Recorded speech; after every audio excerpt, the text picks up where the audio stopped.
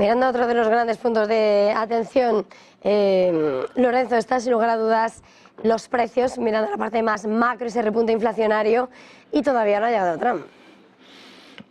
Sí, habéis hecho un análisis muy interesante justo antes de que entrara yo, ¿no? Sobre cuál puede ser la repercusión sobre los intereses de la deuda norteamericana, el hecho de que el Tesoro norteamericano haya emitido tanta deuda a corto plazo va a obligar al nuevo secretario del Tesoro a tener que afrontar vencimientos de deuda ingentes. Recordemos que Estados Unidos está pagando cerca de 1 trillón en intereses, que sería un billón de dólares, si lo decimos con la nomenclatura nuestra, la europea, la española.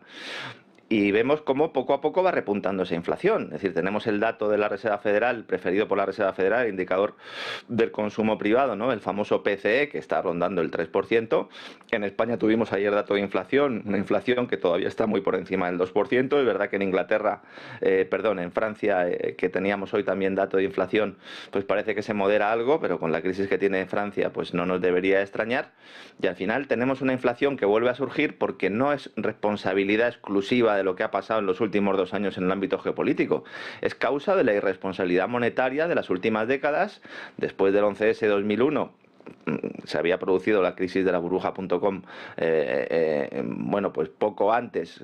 También la crisis de los tigres asiáticos. Algunos que peinamos canas es que nos acordamos de muchas cosas, Eva, al respecto, y siempre la solución ha sido la misma. Vamos a crear más liquidez, vamos a crear más liquidez. Todo estalla en 2008, 2010, 2012, crisis financiera y luego crisis de deuda. Más liquidez. Llega el whatever it takes de Mario Draghi, no os preocupéis, vamos a salvar al euro enterrándolo, ¿no? Enterrándolo en montañas de liquidez. Y luego ya llegó el COVID, que durante el COVID se ha producido la mayor creación de dinero de la nada de toda la historia, ¿no? Claro, esto al final tiene un componente inflacionario. Si a eso le añades la ruptura de las cadenas de suministro por decisiones políticas, fundamentalmente por la gran reclusión del COVID, eso fue una decisión política, eso no fue una decisión sanitaria.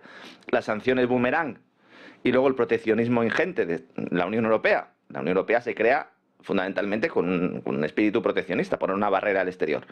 Y luego Estados Unidos, con una política de Joe Biden que ha sido proteccionista. Ahora con Trump nos dicen, ¿va a ser más proteccionista? Bueno, seguramente sí, pero es que Trump todavía no ha tomado posesión y ya le están culpando de esa inflación. Luego tenemos en Europa una crisis que hace necesario bajar tipos para evitar que se disparen las primas de riesgo.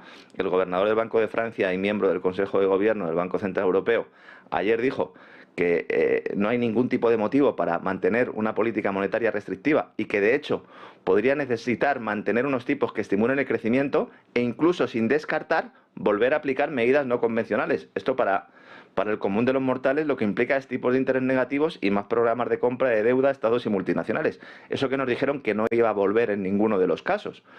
Y esto trae la inflación también, cuando vuelva al crecimiento artificial generado precisamente por esa liquidez. Y el problema es que cuando todo esto se vaya produciendo, entonces se buscarán culpables políticos en función del relato de cada momento, sin atender las causas del problema, porque ya sabemos cómo son los políticos, ¿no? Y cómo se tiran los trastos a la cabeza y cómo cavan trincheras para que nos metamos nosotros en esas trincheras y les ayudemos también a tirarnos los trastos a la cabeza. Pero si no atendemos el origen de los problemas continuarán. Y si continúan esos problemas, pues evidentemente cada uno de nosotros irá viviendo peor. Al final, el culpable será Trump, será Meloni, será Putin, será Le Pen, será Xi Jinping, todos menos los bancos centrales, que con la excusa de fomentar el crecimiento, pues han vuelto a las economías drogadictas, drogodependientes, yonkis de la deuda y de la emisión de dinero creado de la nada. Hasta que no pongamos el pie en la pared y hasta que no nos replanteemos una revolución, una reforma real del sistema monetario, pues esto será una huida hacia adelante en esta especie de deudocracia global en la que unos pocos ganan y el resto pues perdemos, Eva. En este escenario estabas